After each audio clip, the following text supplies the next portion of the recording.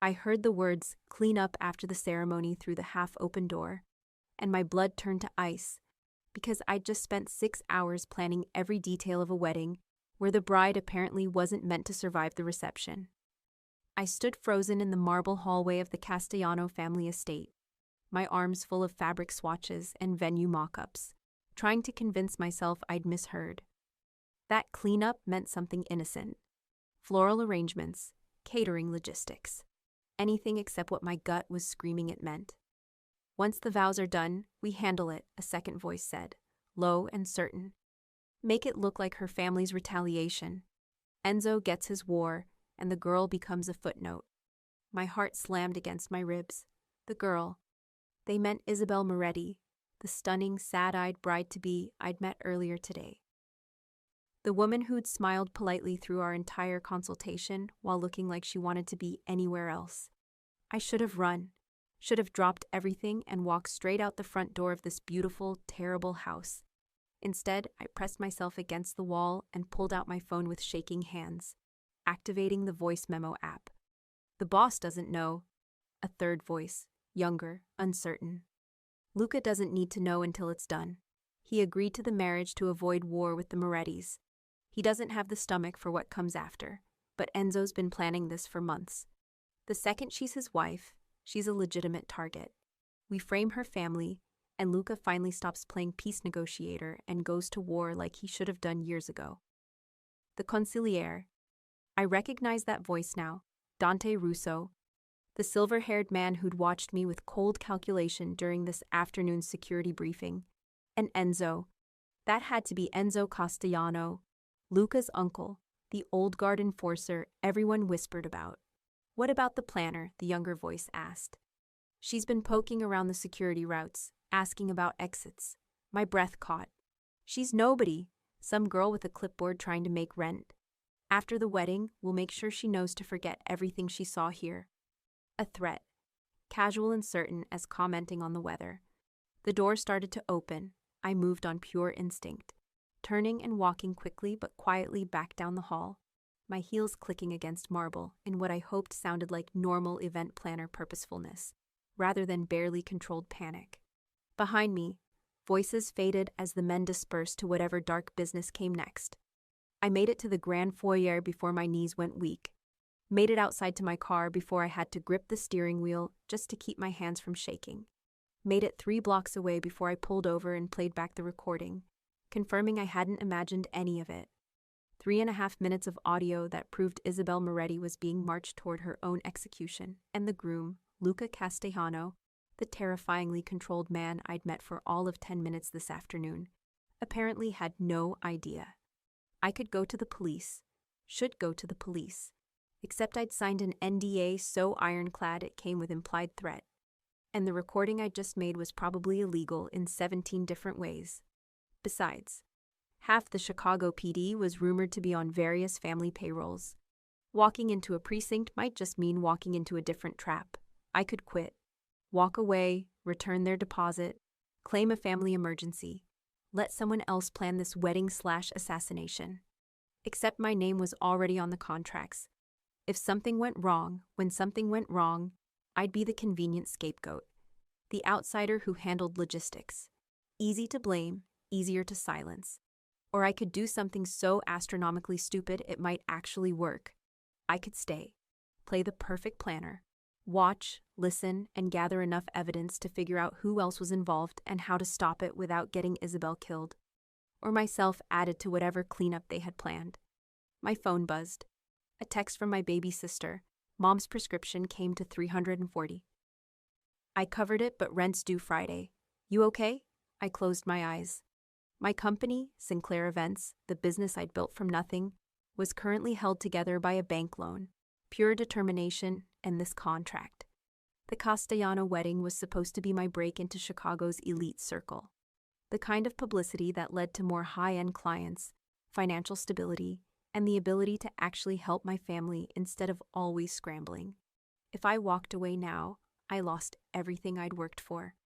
If I stayed and did nothing, I became complicit in murder. If I stayed and tried to stop it, I'd be going up against one of the most powerful crime families in the city with nothing but a clipboard and apparently suicidal levels of stubborn optimism. I pulled up my sister's text and typed, "I'm fine. I'll transfer the money tonight. Love you." Then I opened my planning documents and started making notes. If I was going to do this, if I was really going to try to save a woman's life while embedded in a mafia family's inner circle, I needed to be smart, precise, and I needed to figure out exactly who Luca Castellano was, because the man I'd met today hadn't struck me as someone who'd order his own wife's murder. Cold, yes, controlled to the point of unsettling. Intense in a way that had made my pulse stutter when his dark eyes had assessed me with the same calculation he probably used on business rivals. But there'd been something in the way he'd looked at Isabel during our consultation. Not love, but a kind of distant respect. Or maybe resignation. Enzo wants his war, Dante had said. Luca agreed to the marriage to avoid it. A forced alliance. An arranged marriage to prevent bloodshed. And someone on Luca's own side was planning to destroy it all and pin the blame on him. I pulled back onto the road and headed toward my office. I had 6 weeks until the wedding. 6 weeks to figure out who I could trust, how deep this conspiracy went, and how to stop it. 6 weeks to transform from event planner to something much more dangerous. The next morning, I arrived at the Castellano estate with 3 massive binders, a tablet full of vendor contacts, and a performance worthy of an Oscar. I'd spent half the night researching everything I could find about the family, which wasn't much, given how carefully they controlled information, and the other half preparing security questions disguised as logistics concerns. Dante Russo met me at the door, his silver hair immaculate, his smile not reaching his eyes. "Miss Sinclair, prompt as promised. I don't believe in wasting anyone's time." I kept my voice crisp and professional, giving him nothing but competent efficiency. "Is Mr. Castellano available? I have questions about the ceremony timeline that require his input. Luca's in a meeting. I can relay. I'd prefer to speak with him directly." I met Dante's gaze with the same pleasant stubbornness that had gotten me through years of difficult clients. The bride and groom's preferences should drive every decision. I'm sure you understand. Something flickered in his expression, assessment, maybe annoyance, but he nodded. "I'll see if he's available." He left me in a sitting room that probably cost more than my entire apartment building. I used the time to photograph everything I could with my phone. Security camera angles, exit routes, the family photos on the mantle that might tell me who was who in the organization. "You're persistent," the voice came from behind me, low and dark as expensive whiskey. I spun to find Luca Castellano standing in the doorway, and my carefully constructed professional calm took a direct hit. He was taller than I'd remembered, broader through the shoulders. He wore a black suit that probably cost 5 figures, and he moved like violence contained in expensive fabric, controlled, precise, and somehow more dangerous for all that restraint. I'd convinced myself yesterday that my reaction to him was just nerves, fear wearing a mask. But standing here now, watching him assess me with those dark, unreadable eyes, I had to admit the truth. Some part of my body responded to him in ways that had nothing to do with fear and everything to do with a kind of pull I'd never experienced before, which was both inconvenient and potentially catastrophic. "Mr. Castellano," I held up my tablet like a shield. "Thank you for making time. I have logistical questions that will affect the security arrangements, and I need to understand your priorities." "My priorities?" He stepped into the room, and I forced myself not to retreat. "My priority is that this wedding happens without incident and satisfies both families. Beyond that, I trust you to handle the details. That's why we're paying you." "Security routes affect guest flow," I said, pulling up my prepared notes. "If we're moving 300 guests from the cathedral to the reception venue, I need to know which routes are cleared, which have backup plans, and which are absolutely off limits. Your head of security was vague yesterday." His eyes narrowed slightly. "Vague how?" He marked 6 possible routes, but wouldn't tell me which one you'd actually use. Said it was need to know. I made my tone just skeptical enough to sound like a planner frustrated by unnecessary secrecy, not someone hunting for evidence. "I need to know. If there's an emergency, medical, weather, anything. I can't coordinate without understanding the real plan. Luca studied me for a long moment, and I got the distinct impression I was being weighed on scales I couldn't see. You ask a lot of questions for someone planning floral arrangements. I don't do floral arrangements.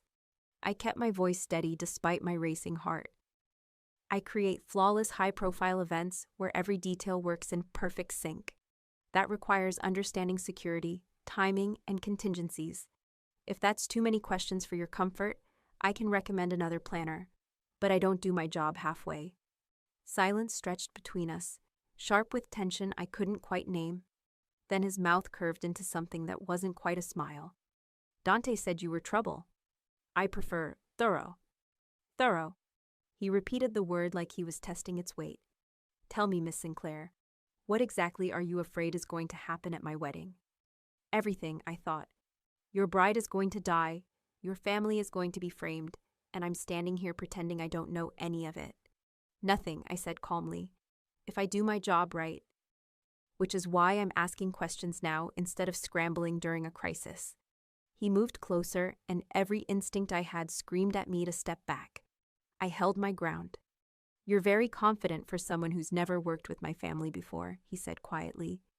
Most people walk softer here, speak more carefully. Most people aren't responsible for making sure your wedding doesn't become a public disaster. I met his gaze, letting him see exactly how serious I was. You hired me because I'm the best at what I do. That means I need honest answers about security, guest dynamics, and potential conflicts. Not vague deflections from men who think I'm too female or too civilian to handle reality. Something shifted in his expression, surprise, maybe. Or a flicker of something darker that made heat pool low in my stomach, despite every logical reason to be terrified right now. You think you can handle reality, Claire? He'd switched to my first name without permission, and hearing it in that dark voice did things to my pulse I absolutely could not afford. You think you understand what you've walked into? Yes, I thought. I know exactly what I've walked into, and I'm trying to figure out how to survive it. I understand, I said carefully, that you're about to marry a woman you barely know to broker peace between families. I understand that makes this wedding politically complicated, and I understand that the last thing you need is your planner falling apart under pressure. I paused. I won't. Fall apart, that is. But I need you to trust me enough to be honest about what I'm actually dealing with. For a moment, I thought I'd pushed too far. Then Luca pulled out his phone, typed something, and handed it to me. These are the actual security routes, the timing windows, the contingencies Dante wouldn't share. His voice lowered. You're right. This wedding is complicated. Keep your eyes open, trust no one, and if you see anything that concerns you, you come directly to me. Not Dante, not my uncle, me. I looked down at the phone, at the level of detailed tactical planning that went so far beyond normal wedding security it was almost military, and something cold slid down my spine. He knows something's wrong, I realized. He doesn't know what, but he knows. Understood, I said, meeting his eyes. Thank you for trusting me. I don't trust anyone. Claire? He took his phone back, his fingers brushing mine for just a second. The contact sent electricity up my arm. But I think you see more than you're supposed to. And I think if anyone is going to notice something wrong before it explodes, it might be the woman asking too many questions. For years, clients had treated me like a pair of hands with a Pinterest board. Luca was the first man with real power who looked at me like a mind. It scared me almost as much as it thrilled me. He left before I could respond, his presence disappearing like smoke, but leaving me standing there with my heart racing and the terrifying realization that I'd just been given both a warning and an opening. Luca Castellano suspected betrayal. He just didn't know it was coming from inside his own circle, aimed at the woman he was about to marry. Which meant I had exactly one play left. Get close enough to figure out who else was involved, gather proof Luca would believe, and find a way to stop this before 6 weeks ran out, and Isabel Moretti walked into a cathedral that was really a trap. I opened my tablet and started a new document. Not wedding plans this time. A different kind of checklist entirely, because somewhere in this beautiful, deadly house, people were planning murder. and I was going to have to become the kind of person who could stop them. The next 3 weeks became a masterclass in living 2 lives at once. By day, I was Claire Sinclair, obsessively detail-oriented event planner, coordinating with florists and caterers and the string quartet that would play during the ceremony. I walked through the cathedral with Isabel, discussed her vision for the reception. She wanted white roses, soft lighting, something beautiful she could pretend meant something. And I smiled and took notes. Like my heart wasn't breaking for her. By night, I became someone else entirely. Someone who screened every security change through a lens of potential murder. Someone who recorded conversations, photographed documents left carelessly on desks, and built a sprawling map of the Castellano organization in a password-protected file I prayed no one would ever find. And somewhere in between those 2 versions of myself, I kept running into Luca Castellano in ways that felt less and less like coincidence. "You're here late." His voice cut through the silence of the estate's library, where I'd been cross-referencing guest lists against known associates, trying to figure out which names appeared in multiple suspicious contexts. I didn't jump. I'd learned to expect him in quiet moments, materializing like smoke whenever I thought I was alone. "Timeline revisions," I said, which wasn't entirely a lie. The cathedral moved our setup window by 2 hours, ripple effect through the whole schedule. He moved into the room, and I felt that pull again, the one I'd been trying to ignore for 3 weeks now, the one that made my skin feel too tight whenever he was close. "You work too much," he said. Says the man I've never seen sleep. "I sleep?" He stopped beside the desk, glancing down at my carefully arranged papers. I'd learned to keep the real investigation hidden beneath layers of legitimate work. But my pulse still spiked every time he looked too closely. "I just do it efficiently. How very Mafia of you." His mouth quirked. Over the past weeks, I'd discovered Luca Castellano had a sense of humor buried under all that control. Dark, dry, and unexpected enough to catch me off guard. "Careful. Comments like that suggest you've been paying attention to more than floral arrangements." "I pay attention to everything." I met his gaze, letting the double meaning hang between us. "It's how I stay good at my job." "Is that what you're doing right now?" He picked up one of my timelines, studying the color-coded security checkpoints I'd marked. "Staying good at your job? What else would I be doing?" "I'm not sure yet." He set the paper down, but his attention stayed on me, heavy and assessing. "But you've been asking questions that go beyond logistics. Security rotations, guest connections. Who handles money for the family businesses?" My heart kicked against my ribs. "All of that affects the event." "Does it?" He leaned against the desk, close enough that I could smell expensive cologne and something darker underneath. Gunpowder, maybe, or just the scent of violence contained. "Or are you looking for something specific?" This was it. The moment where I either retreated into planner mode or pushed forward into something far more dangerous. I thought about Isabel's sad smile, about Dante's casual threat, about the recording on my phone that proved powerful men were planning murder. "I'm looking for inconsistencies," I said carefully. "Things that don't match what you've told me versus what other people say. Routes that change without explanation. Security assignments that seem off."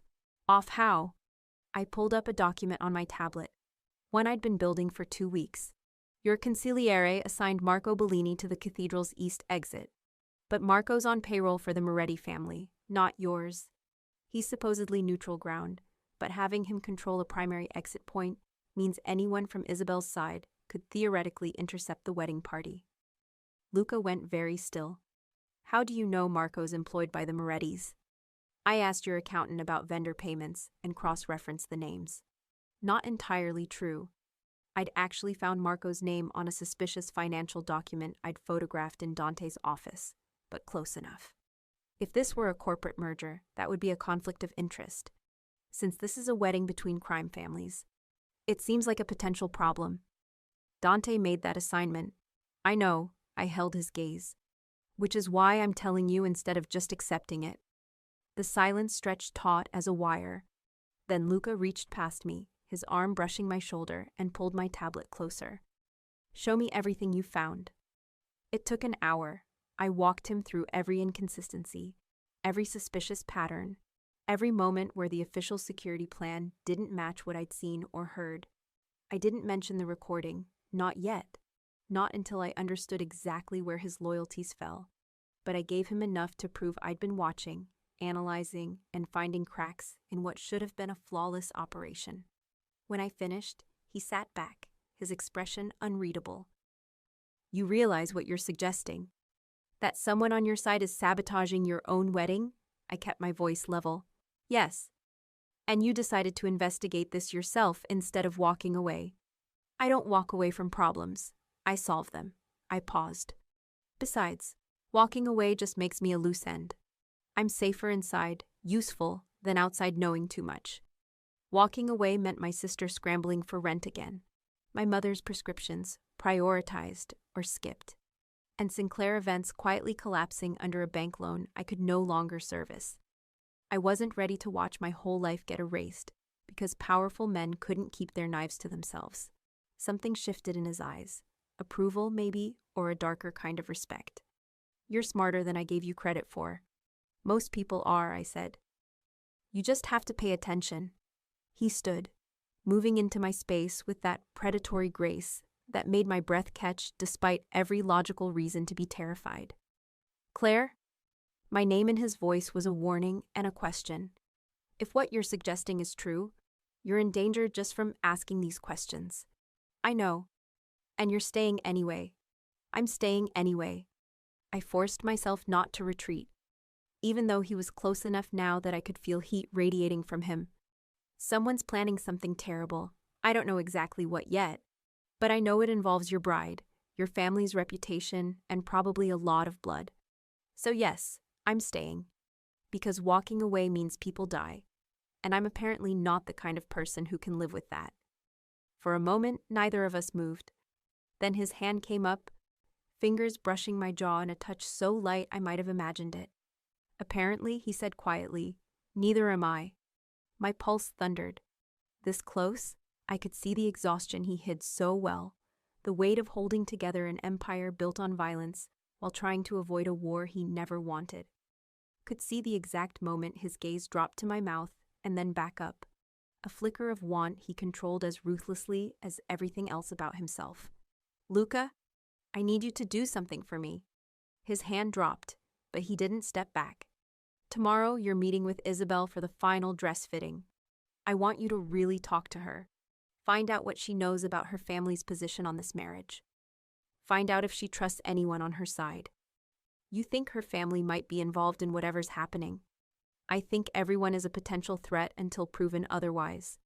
His voice went cold, the momentary softness vanishing. Including you, Claire. You're very good at asking questions and finding patterns. That makes you either the most valuable person in this house or the most dangerous. Which do you think I am? I haven't decided yet. But the way he looked at me suggested he was leaning toward valuable, and maybe something else I wasn't ready to name. Prove it tomorrow, get close to Isabel, find out what she really thinks about this marriage. He left before I could respond, taking all the air in the room with him. The next afternoon, I stood in an exclusive bridal boutique, watching Isabel Moretti study herself in a mirror, and I saw the moment she realized I wasn't just there to adjust her hem. You want to know if I know what I'm walking into, she said quietly, her reflection meeting mine. If I understand what marrying a Castellano really means. The boutique staff had given us privacy, probably because Luca had paid for the entire afternoon. I moved closer, keeping my voice low. Do you? I know it means I'm a symbol instead of a person, a treaty signed in white lace. She touched the embroidered bodice of her dress, something raw flickering across her face. I know my father negotiated me like a business asset, and Luca agreed because saying no meant war. I know everyone at that wedding will be watching to see if we can pretend well enough that this arrangement looks like love. Is that what you want? I asked. To pretend? What I want doesn't matter. It matters to me. The words came out sharper than I'd intended. You're not a prop in this wedding, Isabel. You're a person. And if you don't want this, it's a little late for cold feet. But her laugh was bitter. Besides, where would I go? Back to my father's house? Back to being the disappointing daughter who couldn't even manage to love the right man on command. Something in her tone made me pause. The right man? She met my eyes in the mirror. There was someone, before. My father found out and ended it. Said I had responsibilities, and love was a luxury our family couldn't afford. Her fingers tightened on the fabric. So I'm marrying Luca Castellano, and I'm trying to convince myself that duty is enough, that I can learn to want this life. My chest ached for her. Isabel, do you think he'll be kind? She asked suddenly. Luca, I know he's dangerous, everyone says so, but do you think he'll be kind to me at least? I thought about the man I'd been circling for 3 weeks, the one who moved like violence contained but spoke about avoiding war, who'd looked at my security analysis with something like respect, who'd touched my face with unexpected gentleness before locking down every emotion behind cold control. I think, I said carefully, he's a man who honors his agreements, and if he agreed to this marriage to protect both families, he'll protect you too. Even from his own people? The question hit like a blade between my ribs. What do you mean? She turned to face me directly. No mirror between us now. His uncle, Enzo. He looks at me like I'm already dead. Her voice dropped to barely a whisper. And his consigliere keeps asking about my family's security arrangements, how many men they're bringing to the wedding, what our exit routes are. She swallowed hard. Claire, I might be just a political pawn, but I'm not stupid. Something's wrong. I can feel it. Everything in me went cold and sharp. Have you told Luca?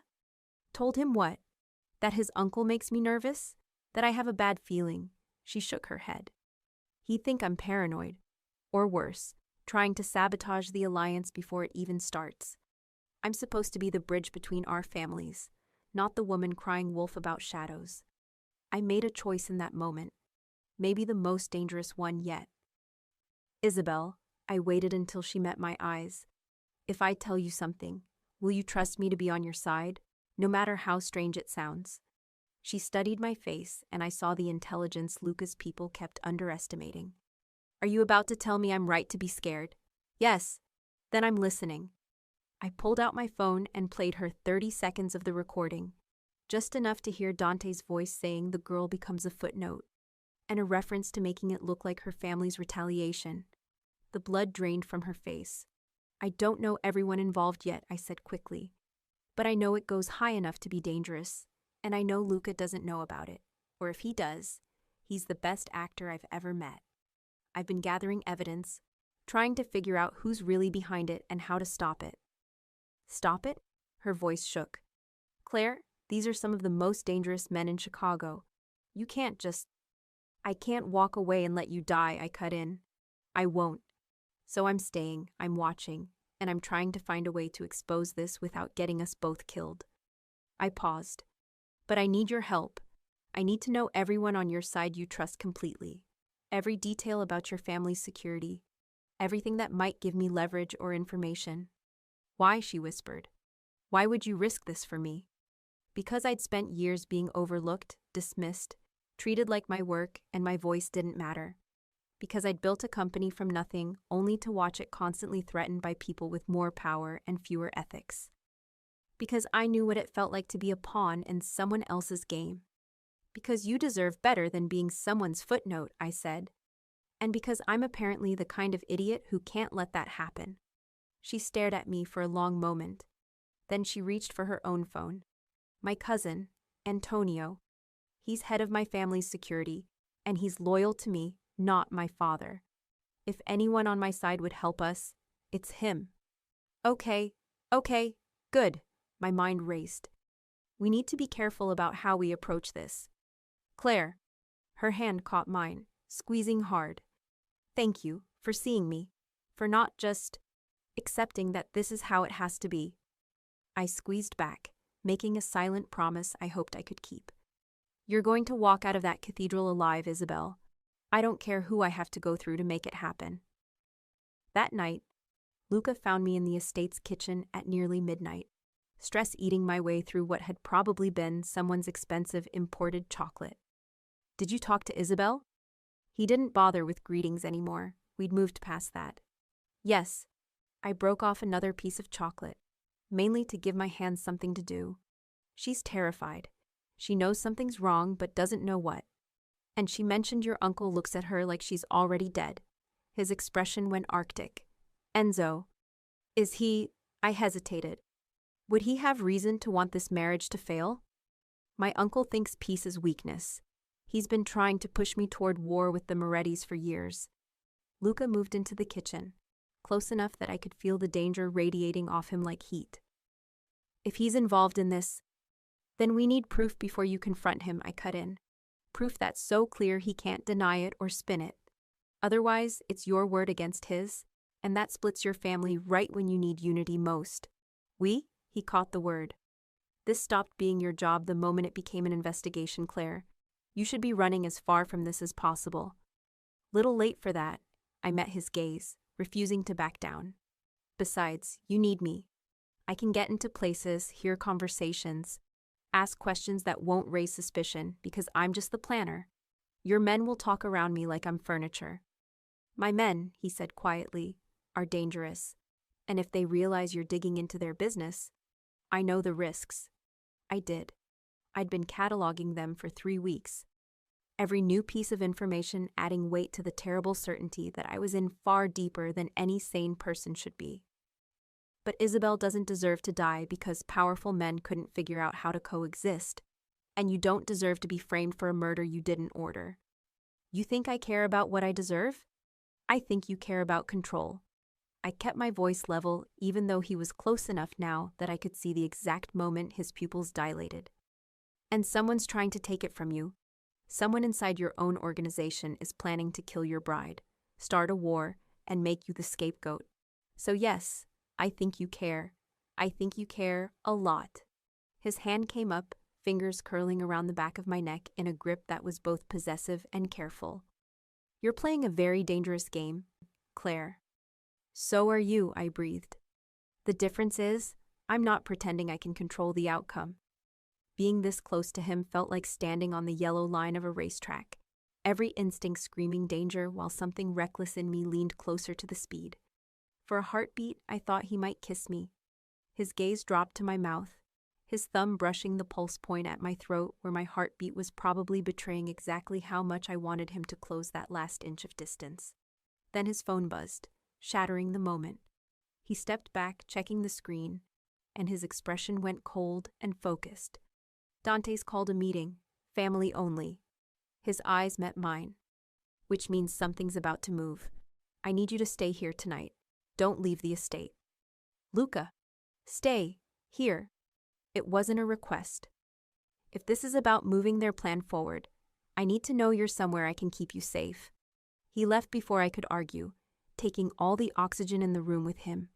I stood there in the dark kitchen, chocolate forgotten, and tried to calm my racing pulse. Somewhere in this house, powerful men were meeting to discuss strategy, maybe to finalize whatever terrible thing they had planned for Isabel. And I was supposed to just sit here and wait like a good girl who didn't ask too many questions. I waited exactly 10 minutes. Then I pulled up the estate blueprints I'd memorized weeks ago, found the ventilation shaft that ran near the family conference room, and went hunting for answers. Because Luca might want to keep me safe, but safe wasn't going to save anyone. And if I was already in this deep, I might as well get all the way to the truth. The ventilation shaft was smaller than the blueprints had suggested, and definitely not designed for someone in a pencil skirt and heels. I ditched the heels 2 corridors ago, padding through the estate's service areas in bare feet, following the muffled sound of voices toward the conference room. I'd done stupider things in my life. I just couldn't think of any right now. The shaft opened into a narrow maintenance space above the room where Luca's inner circle met. Through the grate, I could see 6 men seated around a table, Luca at the head, Dante to his right, Enzo across from him, and 3 lieutenants I recognized from security briefings. Moving the timeline up, Enzo was saying, his voice carrying that casual authority of someone who expected to be obeyed. The Morettis are getting nervous. If we wait the full 6 weeks, they might pull out of the agreement entirely. Then let them pull out.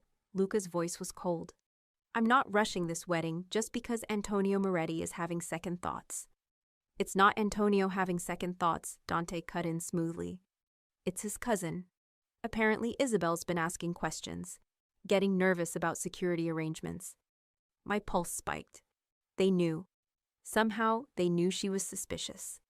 What kind of questions? Luca's tone sharpened. The kind that suggests she doesn't trust us. Enzo leaned back in his chair, and even from above I could see his satisfaction. Which means she's been talking to someone. Her family, probably. Maybe planning something. Or, Luca said quietly, she's scared because she's about to marry a stranger in a world where women like her are treated like negotiating chips. Soft, Enzo spat. This is exactly why your father didn't want you taking over. You think like a civilian. The girl is a means to an end. And if she's becoming a problem, she's not a problem. The temperature in the room dropped. She's my future wife, and you'll speak about her with respect. Enzo's laugh was ugly. Your future wife. Listen to yourself. You sound like a man who thinks this is about love instead of strategy. He leaned forward. The Moretti girl is a liability, always has been. Her family's weaker than we thought, and this alliance isn't worth what we're paying for it. The alliance, Lucas said, each word precise as a blade, is the only thing preventing open war. That was the point. Maybe war is the point. Enzo stood, planting his hands on the table. Maybe it's time we stopped negotiating and started taking what should have been ours years ago. The Morettis are vulnerable. One decisive move, and we could control their territory, their connections, their... One decisive move, Luca cut in. Like what? Sabotaging my own wedding? Making it look like I ordered my bride's death to justify retaliation? The room went silent. I pressed closer to the grate, barely breathing. Who told you that? Dante's voice was carefully neutral, but I could hear the calculation underneath. Does it matter? Luca stood slowly, and every man in the room tensed. Someone's been working against this marriage from the inside, changing security assignments, feeding false information to the Morettis, setting up a scenario where Isabel dies and my family takes the blame. His gaze swept the table. So I'll ask once, who's behind it? You're paranoid, Enzo said, but something flickered in his expression. No one's sabotaging. Marco Bellini is on Moretti payroll, but assigned to our primary exit route. The cathedral's east entrance has been left deliberately vulnerable in our security plan. And someone's been asking Antonio Moretti about his sister's habits, her routines, exactly where she'll be during the reception. Luca's voice dropped to something deadly. Don't insult my intelligence by pretending you don't know what I'm talking about. Dante stood carefully. Luca, if you're suggesting... I'm not suggesting anything. I'm stating facts. Luca pulled out his phone, and my heart stopped as I recognized my own analysis on the screen. The security breakdowns I'd shown him, now presented as evidence. Someone in this room has been planning to kill my bride and frame me for it, and I'm giving you one chance to confess before I start assuming everyone at this table is complicit. You want a confession? Enzo's voice went cold. Fine, yes. I've been planning to end this farce of an alliance, because you're too weak to do what needs to be done. And the Morettis need to learn what happens when they think they can negotiate with us like equals. You plan to kill an innocent woman. I plan to solve a problem, Enzo snapped. The girl's death would have given us justification for war. Her family would have retaliated. And we'd finally crush them like we should have done when your father was still alive and thinking clearly. My father, Luca said quietly, would have put a bullet in you for suggesting it. Your father built an empire on violence, not negotiation. Enzo moved around the table, and I saw 3 of the lieutenants shift, not toward Luca, but toward Enzo. My stomach dropped. You want to play at being civilized? Fine. But don't expect the rest of us to watch you destroy everything we've built just because you've gone soft over some planner's analysis. The planner. They were talking about me. Claire Sinclair, Dante said, his voice almost regretful. She's been digging into things she shouldn't, asking questions, talking to the bride. He looked at Luca. I warned you she was trouble. She was doing her job, Lucas said. But I heard the tension underneath. He'd realized the same thing I had. This meeting wasn't just a confrontation. It was a trap. Finding inconsistencies is what I hired her for. You hired her to plan a wedding, Enzo said, not to dismantle our operation. He pulled out a gun, casual, easy, like it was an extension of his hand. Which is why she's become a problem that needs solving. A along with the bride, along with anyone else who thinks they can interfere with what needs to happen. Two of the lieutenants drew their own weapons. Luca didn't move, but I saw the calculation in his eyes. 3 guns pointed at him. Dante still seated but ready to move, and only one loyal lieutenant who looked as shocked as I felt by this sudden coup.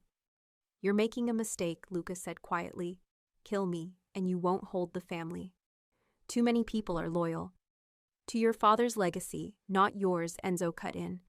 "And once we frame you for the Moretti girl's death, any loyalty you had left will evaporate. The family will follow strength, Luca. They always have," he smiled. "Should have listened when I told you to be more like your father, more ruthless. Now it's too late." I had maybe 10 seconds before someone pulled a trigger. 10 seconds to decide if I was the kind of person who hid in ventilation shafts, while the man I'd been circling for 3 weeks got executed by his own family. Apparently, I wasn't. If I stayed in the ceiling and let him die, I'd be safe and rich and haunted for the rest of my life. I picked haunted for tonight and prayed I'd still be alive long enough to regret it. I kicked the grate as hard as I could, sending it clattering to the conference table, and dropped through the opening before my brain could catch up with my body's decision to do something catastrophically stupid. 6 guns swung toward me as I landed in a crouch on the table, grabbing the nearest object, which turned out to be a crystal decanter, and hurling it at the overhead lights. Glass exploded. The room plunged into darkness, broken only by emergency lighting from the hallway. "Move!" I screamed at Luca, diving off the table toward where I'd last seen him. His hand caught my arm, yanking me behind him as gunfire erupted. The conference room dissolved into chaos, shouting, breaking glass, the crack of bullets punching through expensive wood paneling. Luca shoved me toward the door. "Run!" "Not without you," I grabbed his jacket, pulling him with me as we crashed into the hallway. Behind us, Enzo's voice cut through the noise. "Lock down the estate. No one leaves until I have them both." We ran. Through corridors I'd memorized during weeks of planning, past rooms where staff were emerging confused and frightened, toward the kitchen where I'd hidden my emergency bag. The one I'd prepared weeks ago for exactly this scenario, because I'd learned a long time ago to always have an exit plan. "The garage," Luca gasped. His hand locked around mine, pulling me through a service door. "If we can reach..." "They'll have it covered." I yanked him toward the kitchen instead. "I have a different exit." "Of course you do," he said, and I heard something almost like pride under the tension. The kitchen was empty, staff scattered by the sounds of gunfire. I grabbed my bag from behind the industrial refrigerator, phone, cash, copies of every file I'd collected, and kept moving toward the delivery entrance. "Claire," Luca caught my shoulder, spinning me around. His face was hard in the emergency lighting, but his eyes were blazing. "You just destroyed your entire life for me, your business, your safety, everything. You were about to be murdered by your uncle," I cut in. "What was I supposed to do, watch?"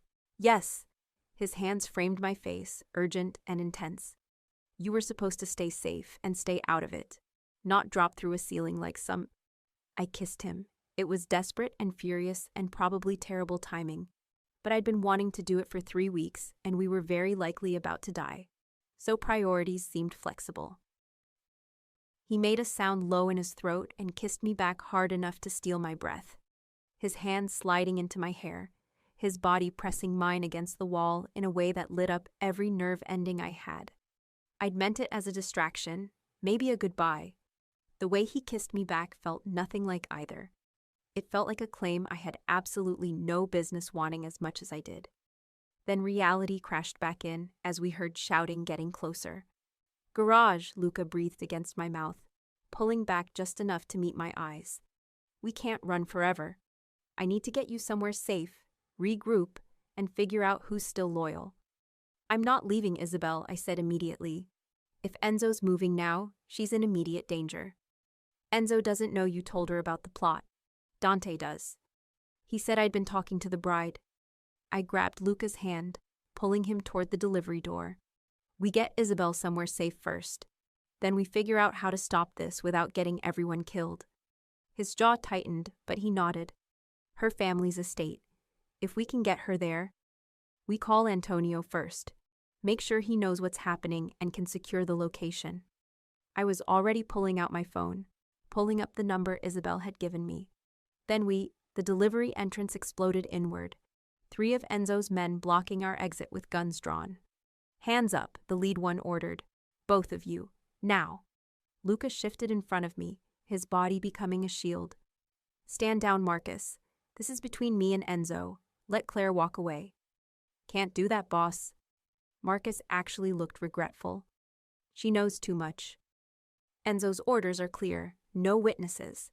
Enzo, Luca said coldly, doesn't give orders in my family. Maybe not anymore. Marcus raised his gun. Sorry, really, but business is business. Time slowed down.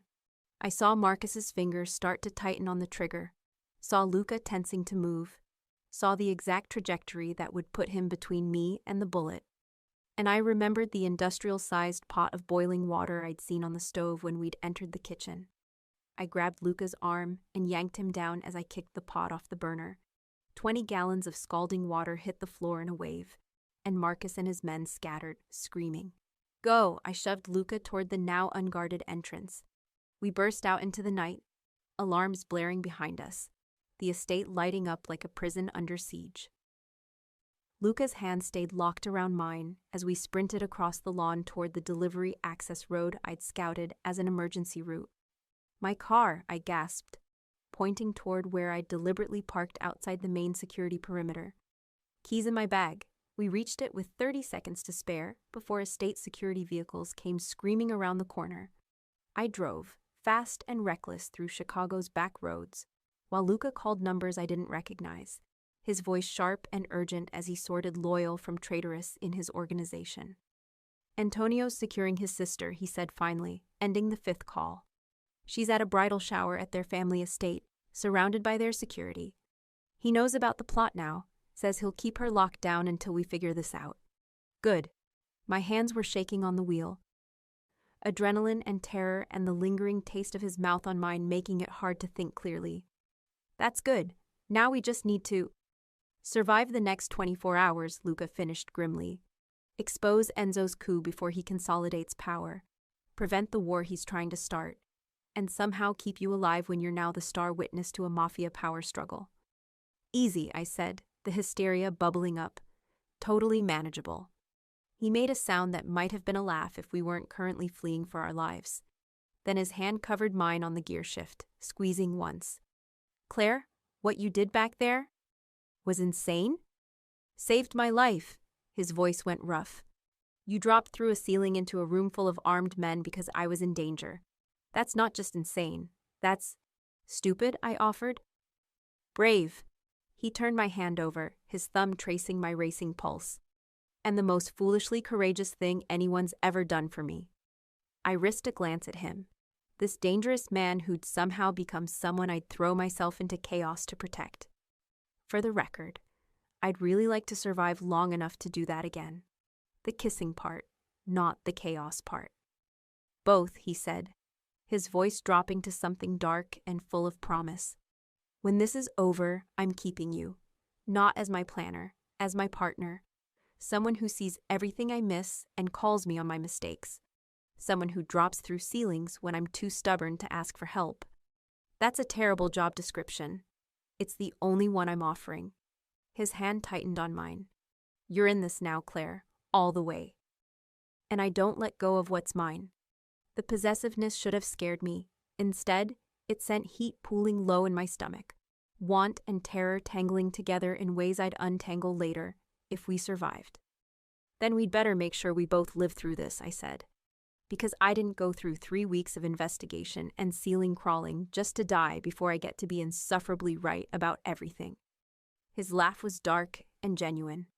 I wouldn't expect anything less. I drove us toward the one safe place I could think of, my office, small and anonymous enough that Enzo's people might not think to look there immediately. As the city lights blurred past, I started making a mental list of everything we'd need. Evidence to expose Enzo's coup, allies we could trust, a plan to protect Isabel without triggering the war Enzo wanted. And somewhere in that list, buried under strategy and survival, was the truth I'd been avoiding for 3 weeks. I'd stopped being just the planner the moment I chose to stay. And I'd stopped being separate from Luca's world the moment I'd kissed him in a kitchen while running for our lives. Now, I just had to make sure we survived long enough to figure out what came next. My office had never been designed for fugitives from a Mafia coup, but it was small, anonymous, and most importantly, not on fire yet. Luca paced the cramped space like a caged predator, while I pulled up every file I'd collected over the past 3 weeks, organizing them on my laptop with shaking hands that had nothing to do with fear and everything to do with the adrenaline finally crashing out of my system. Antonio's locked down their estate, Luca said, ending another call. Isabel's safe, and he's got 20 loyal men securing the perimeter. But he's asking what our plan is, because Enzo's already putting out a story that I've gone rogue, that I tried to kill my own uncle and kidnapped you. Kidnapped? I looked up from the screen. I literally saved your life. Enzo's version has me holding a gun to your head. His voice was grim. He's claiming I've been planning to double-cross the Morettis from the start, and you were my accomplice. By morning, half the city will believe I'm the traitor. I sat back, my mind racing through possibilities. Then we need to get ahead of the story. Proof that's so undeniable, even Enzo can't spin it. I pulled up the recording I'd made weeks ago, the one I'd been saving for exactly this moment. I have Dante's voice on tape discussing the plot.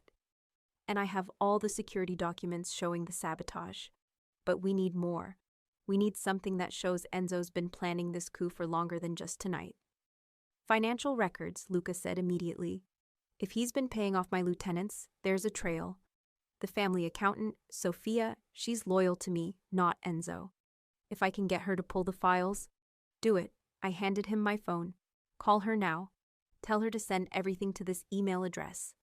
I rattled off a secure account I'd set up weeks ago, back when I was just a planner who asked too many questions and not someone coordinating a counter coup from a cramped office at 2 a.m. While he called, I pulled up the wedding timeline, the one I'd been perfecting for 6 weeks. The cathedral ceremony was scheduled for 3 days from now. 3 days to turn a wedding into a trap. Sophia's sending the files, Luca said, moving behind my chair to look at the screen. What are you planning? The wedding still happens, I said, the pieces clicking together in my head with the same clarity I got when designing complex events. Exactly as scheduled, but we control it. Every entrance, every exit, every moment. We use it to expose Enzo in front of everyone who matters. You want to trap him at my own wedding? I want to make it impossible for him to spin his lies when we have him on record planning murder in front of 300 witnesses. I pulled up the cathedral layout, my mind already mapping flows and timing. Enzo's counting on chaos, on the bride dying and war erupting before anyone can figure out what really happened. We give him the opposite, perfect control, perfect documentation, and nowhere to run when the truth comes out. Luca's hand came down on my shoulder, possessive and warm. You're talking about orchestrating a sting operation disguised as a wedding ceremony. I'm talking about doing my job. I looked up at him, just with slightly higher stakes than usual. His eyes darkened with something that was equal parts respect and want. Claire. We bring in Antonio and his most trusted men, position them as guests but really as security. We set up recording equipment throughout the cathedral, audio, video, everything. My words came faster as the plan solidified. We feed Enzo false information through someone he thinks is loyal, make him believe his original plan is still viable. And when he makes his move, we have him on tape attempting murder in front of Chicago's elite. Luca's voice went cold with satisfaction, including several federal judges, a congressman, and at least 3 cops who aren't on anyone's payroll. Exactly. I turned in my chair to face him fully. But it requires perfect timing, perfect execution, and it requires Isabel to be willing to walk into that cathedral knowing someone's planning to kill her there. She'll never agree to that. She will if we give her a choice instead of making decisions for her. I stood, needing to move, to think. We tell her everything, show her the evidence, explain the plan, and then we let her decide if she's willing to help us trap the men who tried to make her a footnote. Luca studied me for a long moment. You really think she'll do it? I think she spent her whole life being treated like a chess piece.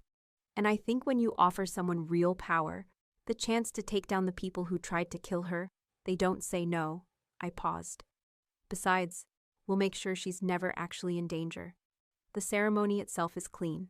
We'll have enough loyal security in place that Enzo can't make a move there. It's only during the reception, that we let him think he has an opening. And the bride? Gone. I pulled up the reception venue layout. She excuses herself to change into her reception dress. But really, Antonio's people extract her to a secure location. What Enzo's men find is an empty room and a recorded confession playing on repeat, while 300 guests and multiple law enforcement witnesses watch them attempt a hit on my wife. Luca's smile was sharp and dangerous. You're brilliant and terrifying. I'm thorough, I corrected. And I'm really, really angry at men who think women are disposable. His hand slid into my hair, tilting my face up to his. When this is over, I cut in, my pulse racing at his proximity. We're going to have a very long conversation about what happens next. But right now, we have 72 hours to coordinate security, gather evidence, and convince a bride to help us trap the people trying to kill her. So maybe we focus on survival first, and the rest later. I'm going to hold you to that conversation. His thumb traced my jaw, and heat pooled low in my stomach despite the absolute chaos of our situation. You dropped through a ceiling for me, Claire. You think I'm letting you walk away after this. I don't want to walk away. The admission came easier than it should have. I want to stay, be your partner in whatever comes next. But I need to know that means partnership, not protection. Not being kept safe in some corner while you handle the dangerous parts. You just escaped a coup by throwing boiling water at armed men, he said dryly. I don't think safe corner is in your vocabulary. Good. I let myself touch him, my palm against his chest, where his heart was racing as fast as mine. Because I'm not interested in being anyone's accessory. I want to build things, plan operations. Use my brain for more than just flower arrangements. Done. His voice dropped to something dark and promising. You'll be my strategist, my analyst, the person who sees what I miss and calls me on my mistakes. He paused. And when we're not working, you'll be mine in every other way that matters. The possessiveness should have felt like a cage. Instead, it felt like being seen, really seen, for the first time in my life. Then let's make sure we both survive long enough for that to happen, I said, pulling back before I forgot about the deadline and all the reasons we couldn't afford distraction right now. Call Antonio. Tell him we need to meet with Isabel tonight. And call Sophia back. I need those financial records by dawn. He made the calls while I pulled up every contact I had, every vendor, every person I'd worked with over the past 6 weeks. Some of them would be loyal to Enzo, but some of them would be loyal to Luca, or to their own survival instincts, or simply to the highest bidder. I was about to find out which was which. We met Isabel and Antonio at a secure location 2 hours before dawn, a luxury hotel suite that Antonio had swept 3 times for bugs, and surrounded with his own men. Isabel looked exhausted and terrified, still wearing the dress from her bridal shower, her makeup smudged from what had clearly been hours of crying. But when she saw me, relief flickered across her face. Claire? She crossed the room in 3 strides, grabbing my hands. Antonio told me what happened, that Enzo tried to kill Luca, that you both barely escaped, and that your wedding is still happening in 3 days, I finished gently, if you're willing to help us. Help you how? She looked between Luca and me, her intelligence sharp despite the fear. Antonio said something about using the ceremony as a trap. I pulled out my laptop and walked her through the entire plan. Every detail, every risk, every moment where she'd be in potential danger, and every safeguard we'd put in place to prevent it. You want me to marry him, she said slowly, looking at Luca, knowing that his uncle is planning to kill me afterward. And you want me to go through with the reception like everything's normal while you extract me and leave a recording to expose the conspirators.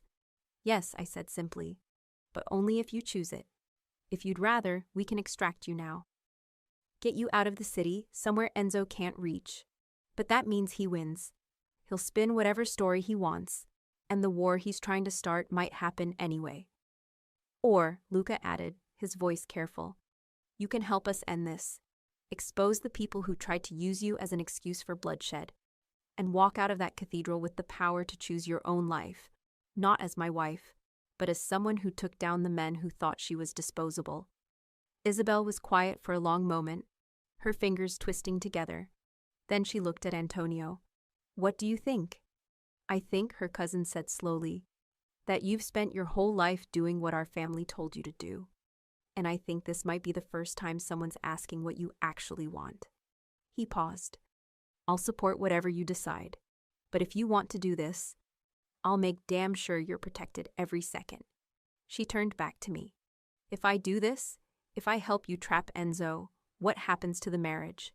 Annulled immediately, Lucas said. The ceremony itself is legally binding, but we'll have grounds for annulment before you even sign the certificate. You walk away free. No connection to my family unless you choose it. And what about the alliance? She asked. The whole point of this was to prevent war between our families. The alliance holds, I cut in, but not through marriage, through mutual interest in taking down the people who tried to manipulate both families into destroying each other. Antonio's already offered intelligence sharing and coordinated security. Your father's agreed. Apparently, he's not thrilled about almost losing his daughter to Enzo's ambitions. Isabel's laugh was slightly hysterical. My father's upset about the method, not the outcome. But some of the tension left her shoulders. Okay, I'll do it. But I have conditions. Name them, Lucas said. First, I want full access to all the evidence. No secrets, no protecting me from the ugly truth. She held up a hand when Antonio started to protest. I'm risking my life. I deserve to know exactly what I'm walking into. Agreed, I said immediately. Second, after this is done, I want help disappearing. Not witness protection. I'm not interested in hiding. But I want resources to start over somewhere else. Different city, different name if necessary. A chance to build a life that's mine. Done, Lucas said. Whatever you need. Third, she looked directly at me. I want you coordinating everything. Not Lucas' security team, not Antonio's men. You. Because you're the only person in this whole mess who saw me as a human being instead of a problem to solve. My throat tightened. I'll be there every step, I promise. Then let's trap some murderous bastards, Isabel said. And for the first time since I'd met her, she smiled like she meant it. The next 72 hours blurred into controlled chaos that made every other event I'd ever planned look like a casual birthday party. I coordinated with Antonio's security team, positioning them throughout the cathedral disguised as guests. I worked with Sophia to compile the financial evidence showing Enzo's payments to lieutenants, his connections to rival families, his systematic undermining of Luca's authority. I set up recording equipment in every corner of the reception venue, hidden in floral arrangements and behind decorative screens, and I rebuilt the entire ceremony timeline, transforming it from a wedding into a precisely orchestrated trap.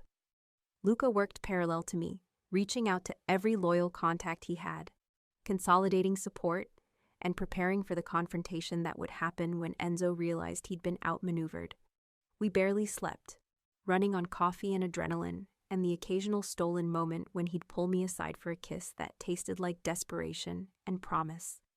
After this, he murmured against my mouth during one of those stolen moments, his hands steady on my hips while the world spun around us. I'm taking you somewhere quiet, somewhere we can think clearly and figure out what we're building together. After this, I corrected, you're going to be consolidating power and cleaning house, and I'm going to be helping you do it. His smile was dark and genuine. That's what I said. Somewhere quiet, like a war room. You're terrible at romance. Good thing I have a strategic planner who can organize literally anything. He kissed me again, deeper this time, and I let myself sink into it for just a moment before reality pulled us apart. On the morning of the wedding, I stood in the cathedral at 5 a.m., watching sunlight filter through stained glass while running through the final checklist. Every person had been vetted. Every position was secure. Every recording device was active and hidden. Antonio found me in the vestry, his expression grim. Enzo's people have been asking about the security routes. They think they're still using the original sabotaged plan. Good, I pulled up the real timeline on my tablet. Let them think that. When they make their move, they'll find Antonio's men waiting instead of the vulnerable exit they're expecting. You're scary when you plan things, he said, but there was respect in his voice. I'm thorough when people's lives are on the line. I looked up at him. Is Isabel ready? As ready as anyone can be for pretending to marry someone while knowing assassins are watching. He paused. She wanted me to tell you something. She said even if this goes wrong, she's glad she got to choose. That for the first time in her life, she feels like a person instead of a pawn. My chest ached. Tell her we're not letting it go wrong. The ceremony itself was flawless. I stood in the back of the cathedral, watching 300 guests settle into pews, while Luca waited at the altar in a black suit that probably cost more than my car. He looked calm, controlled, every inch the powerful Mafia boss, but I could see the tension in his shoulders, the way his gaze swept the crowd cataloging threats. When Isabel walked down the aisle, she looked like a Renaissance painting, ethereal, beautiful, and quietly terrified. But she held her head high, and when she reached the altar, she met Luca's eyes with something like gratitude. I'd written most of the vows myself, keeping them brief and neutral. They weren't here for love. They were here for justice disguised as ceremony. I do, Luca said, his voice carrying through the cathedral. I do, Isabel echoed, and I saw her hand tremble as Luca slipped the ring onto her finger. The priest pronounced them married. The guests applauded, and absolutely nothing went wrong because the real trap was waiting at the reception. The reception venue was perfect. A luxury ballroom with crystal chandeliers, elaborate floral arrangements, and hidden cameras in every corner. Guests filtered in, champagne flowed, and I coordinated everything from a back room with Antonio's team, watching multiple video feeds while listening to the security channels. Isabel's heading to the bridal suite to change, Antonio reported. Our people are with her. Good. I watched the feed showing Enzo talking with Dante near the east entrance, the same entrance they'd rigged in the original plan. He's positioning near his exit route. He thinks it's still clear. It's not, Antonio confirmed. My men have it locked down. The second he tries to move, we've got him. On screen, I watched Isabel disappear into the bridal suite with two of Antonio's female security officers. Watched them help her into comfortable clothes. Watched her slip out a service entrance toward the car that would take her to safety. 15 minutes later, Enzo made his move.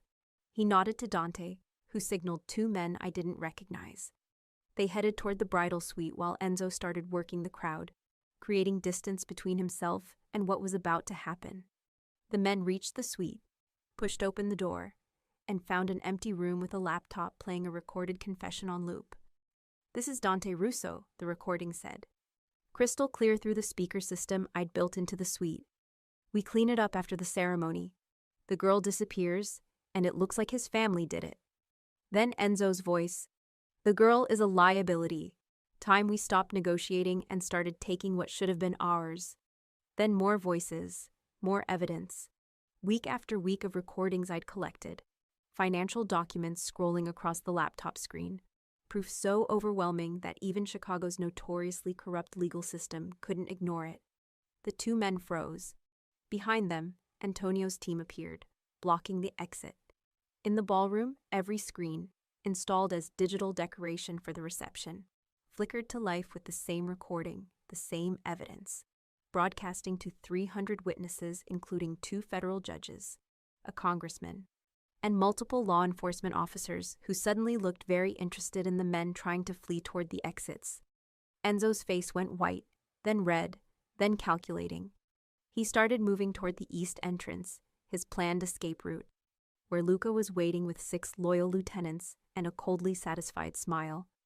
Going somewhere, Uncle, Luca's voice carried through the ballroom, amplified by the microphone I'd hidden in his jacket. I thought you'd want to stay for the evidence presentation. This is a setup, Enzo snarled. You framed... We recorded you, I cut in, stepping out from the back room with my laptop held up like a weapon. For 3 weeks, I documented every conversation, every payment, every piece of your conspiracy. You're not being framed. You're being exposed. The ballroom erupted into chaos. Shouts, accusations. several guests trying to leave while others pulled out phones to record everything. But Antonio's security held the perimeter, and the law enforcement officers present were already moving toward Enzo with expressions that suggested even Mafia connections had limits when you plotted murder in front of federal judges. Dante tried to run, got maybe 5 steps before Antonio's men had him on the ground, hands secured behind his back. Enzo pulled a gun. Every weapon in the room swung toward him. Antonio's men, loyal Castellano security. Even 2 of the cops who'd been pretending not to notice various criminal elements in the crowd. "Put it down," Luca said quietly. "It's over. You lost." "I built this family," Enzo spat. "Your father would be." "Proud that I chose strategy over slaughter," Luca cut in. "Proud that I exposed betrayal instead of becoming it. Proud that I protected an innocent woman instead of sacrificing her for political gain." He moved closer, dangerous and controlled. "You wanted war. I'm giving you consequences instead. Federal charges, full prosecution. And every person in this room as a witness." Enzo's hand shook on the gun. For a moment, I thought he might actually pull the trigger, might try to take Luca down with him. Then the federal agents moved in, and it was over. 3 hours later, after police statements and federal interviews and more chaos than any wedding reception should ever contain, I found Luca in a quiet corner of the now empty ballroom, surrounded by evidence bags and the wreckage of what should have been a celebration. "Isabel's safe," I reported, sinking into the chair beside him. Antonio got her to a secure location. She sent a message. She's already planning her exit from Chicago. Says she might go to art school in Paris. Something completely different from this world. Good. He looked exhausted but satisfied. She deserves that. A life that's hers. So do you. I reached for his hand, lacing our fingers together. Enzo's gone. Dante's cooperating with federal investigators. The lieutenants who betrayed you are either arrested or running scared. You've consolidated power and proven you're not someone to cross. What happens now? Now, he said slowly, I rebuild. Make sure everyone understands the rules have changed, that the Castellano family doesn't start wars we can avoid, doesn't sacrifice innocence for political gain, and absolutely doesn't tolerate internal betrayal. He looked at me, his eyes dark and intense, and I convince a brilliant, stubborn event planner that she belongs in my world. Not planning weddings, planning operations. I'm not sure event planning translates to organized crime strategy. You just orchestrated a counter-coup disguised as a wedding reception, he said dryly. I think you'll manage. I laughed, the sound slightly hysterical as the last of the adrenaline finally crashed out of my system. Okay, yes, I want this. The planning, the strategy, the chance to use my brain for something more than flower arrangements. But I need to know what I'm really signing up for. Partnership. He pulled me closer, his free hand cupping my face. Real partnership. You'll have access to everything. Finances, operations, strategic planning. You'll see the ugly parts, the dangerous parts, the parts I wish I could hide from you. But you'll also have real power, real choice, the chance to shape what this family becomes instead of just surviving in it. And us. The question came out smaller than I'd intended. What are we? Everything. He kissed me softly, a promise instead of desperation. You're my strategist, my partner, and the woman who dropped through a ceiling because I was in danger. I'm keeping you, Claire, in every way that matters, if you'll stay. I thought about my old life, the struggling business, the constant scrambling for money, the feeling of wasted potential. Thought about the past 6 weeks, the fear and danger, yes, but also the sharp satisfaction of solving problems that mattered, of being seen as more than just someone who arranged flowers. Thought about Luca, dangerous and controlled and looking at me like I was the most valuable thing he'd ever found. I'll stay, I said, on one condition. Name it. Next time we plan a wedding, it better actually be a wedding. No conspiracies, no assassinations, just normal problematic family dynamics and overpriced cake. His laugh was dark and genuine and full of promise. Deal. Though knowing our luck, even normal will probably be complicated. That's okay. I kissed him back, deeper this time, tasting relief and want and the beginning of something that felt like purpose. I'm very good at complicated. I know. His hand slid into my hair, pulling me closer. That's why I'm never letting you go. And in a ballroom full of evidence of conspiracy and betrayal, surrounded by the wreckage of a wedding that was never really about love but somehow led me to it anyway, I chose the dark, dangerous world of a man who saw me as an equal, who needed my mind as much as my courage, who offered me partnership instead of protection. 6 weeks ago, I'd been hired to plan his wedding, the most extravagant Mafia event Chicago had ever seen. Now I was his strategist, his partner, and according to the possessive way he was kissing me, probably a lot more than that in whatever came next. The business cards would need updating. But first, I was going to enjoy this moment, this choice, this feeling of being exactly where I was meant to be, beside a dangerous man in a dangerous world, planning dangerous things with a mind that was finally being used the way it should be. Not wasted potential anymore. Just power, partnership, and the beginning of something dark and complicated and absolutely worth fighting for. I'd spent my whole career making other people's moments flawless from the shadows. Now I was finally center stage in my own life, and this time I was the one writing the script.